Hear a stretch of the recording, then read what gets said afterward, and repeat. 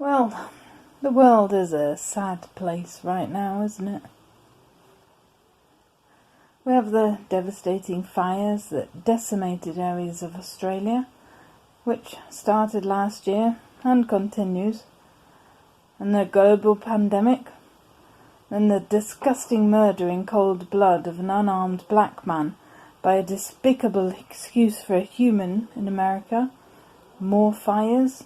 It's just 2020 didn't get off to a good start, did it? And it's not getting any better.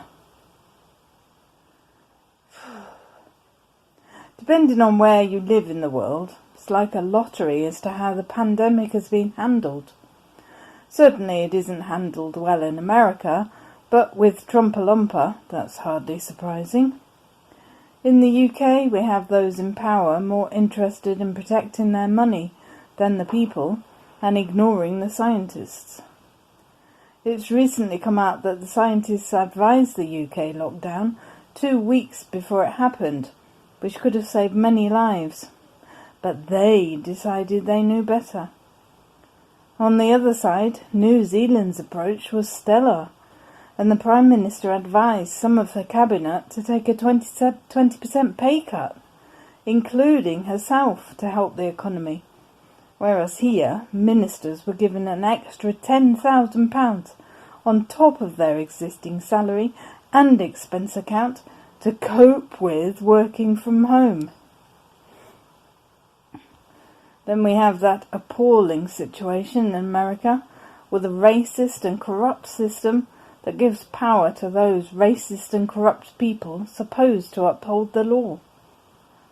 And the subsequent protests that sometimes descended into violence. A placard from the protests quite rightly proclaimed, "If my child went for some Skittles and didn't return, or played in the park and didn't return, or went for a jog and didn't return, or reached for a driving licence and didn't return, or with their last dying breath called out my name, I'd burn the damn city down too." Although it has been misreported a lot by the same corrupt system that enabled a policeman to kill with no conscience, and it's come out that protesters were protesting and rioters were rioting, and many troublemakers caused the violence that spiralled. We've also seen the video of a white woman, Amy Cooper, who was called out for not having a dog on a lead, according to the rules of where she was walking, and a black man recorded her, telling him she was going to call the police and tell them an African American was threatening her. And then she proceeded to call the police, saying exactly that, with fake distress in her voice. The fact is that Amy Cooper, in her white privilege, was totally aware of the corruptness of society and knew exactly what she was doing and what the consequences would be for the black man. We hear Trump-a-lumpa criticising the protesters and threatening them with force. Yet not so long ago, armed protesters were protesting that they wanted haircuts, etc., and he described them as great people.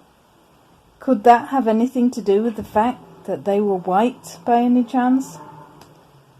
The protests spilled over to the UK, with most people criticising the actions of those protesting during a global pandemic. Yeah, it's not the best time for mass protests, but when would be? I wonder how many of those criticising complained about the hordes of people flocking to the beaches, or tourist attractions, or the VE celebrations, or indeed were part of it. It seems that those things are widely accepted, but protesting about centuries of black persecution are not.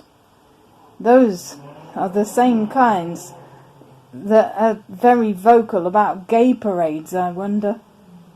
The big thing at present, well, a few weeks ago, was tearing down statues of people who made their money off the backs of slaves, and celebrating him because of a bit of money he gave to the community, and the most vocal saying it's history, should be remembered, blah blah blah. Colton's statue is not history. Statues are not history. Books tell you history. The people who took down the statues had obviously read books and learned the history. I saw this quote, and unfortunately I don't know who to attribute it to, but they are wise. Oceans of Tory tears over the toppling of a statue of a slave trader whose ships threw 19,000 slaves into the sea. No Tory tears over their unlawful and systematically racist, hostile environment and the deportation of scores of black British citizens. If anyone is expecting equality any time soon, just remember these facts which are widely available and to which no apology has ever been given.